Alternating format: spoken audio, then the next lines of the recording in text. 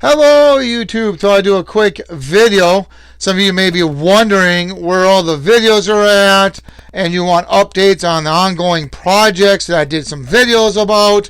So this video is going to be like an all-in-one one. So let me explain how some of this kind of works.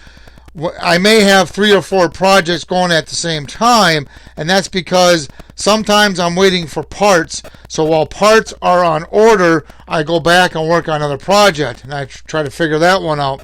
Then if I end up needing parts for that project, then I order parts for it, and then hopefully by the time that happens, my parts came in for my project I've been working on to start with, and I kind of go back and forth with that. So that's why it takes so long to get these videos done and to give you updates and, is it going to work? Is it not going to work? What's going on? So this video here, it's going to be kind of, like I say, an update video. Now we got the holidays coming around the corner here too, so that's kind of going to delay some time for me. But this particular project that I have here is the one I did a video about handhelds, getting a handheld online without modifying the handheld, with no Vox, using a COM port, plug and play. You plug in cables, you configure the software, and away you go. Now, what I mean by that is I'm hoping to get these so that Zello, date and time, weather announcements, all that can be done over a handheld. You're probably wondering, well, why would a person want to do that?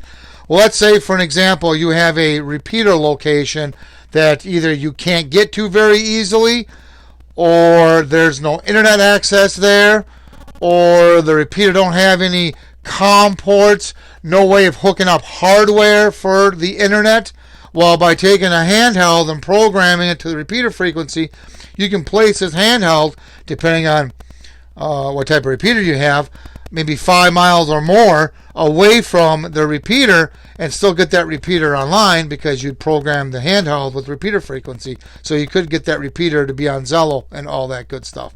So that's the purpose of this.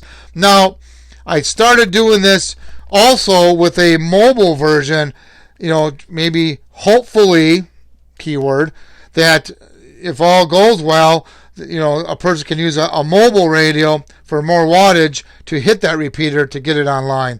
So this, I'm waiting for parts and another radio. This, I've been working on this actually today. I got it working, but I just, I guess the thing of it is that I've have the Retevis, RT97 repeater. And that thing sounds really good on Zello. It sounds really good. So I'm kind of used to that. So maybe I'm just being overly picky with this. I don't know. But we still got more work to do on this. And I don't know if I'm going to be able to do this without, the purpose of doing this without modifying the radio. So this may not be able to be a plug and play type situation. I don't know yet. Same with the mobile version that I have behind me. So that's those 2 projects. The other project, which you can't see it there, it's not sitting there now, is the Raspberry Pi.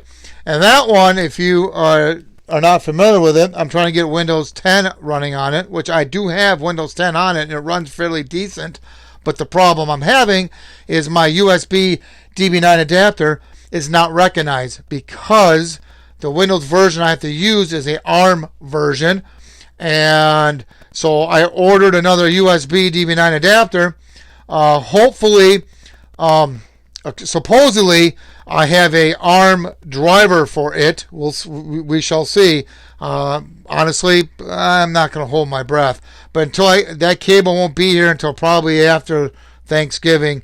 So as soon as I get that cable, I'll be able to button up that series on the Raspberry Pi about Windows. Obviously we know we can run Windows on it, so I've proven that already. And it runs fairly decent. But for me, I'll be buttoning it up because I need it to have the working USB DB9 on it. That's the purpose I want it for, or with Windows on it. So I can run all that on a Raspberry Pi, Zello, date and time, so we don't need a laptop. So that's the whole purpose why I'm doing it. Obviously, it can run Windows. I've proven that. But I need it to do the USB DB9. If it can't do that, or if I can't get that to work, then that project is kind of done for me per se. So, but that's what I'm waiting for, is that cable. So hopefully that will be in by after Thanksgiving. I had another project going on, and maybe some of you don't even remember it. It was the interface board for the blue box. This would plug into the Retevis or midland repeater.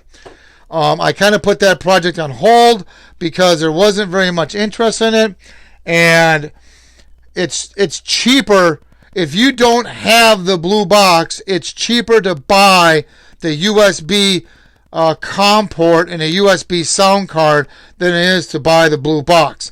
Now, I thought maybe perhaps there might have been more people out there who have the blue box that would like to interface it with their Retevis RT97S or their Midland MX10 repeater, but there just wasn't very many people. So that project is very, very bottom of the list if I ever get back to it. I have partially a built interface board, a prototype, partially built.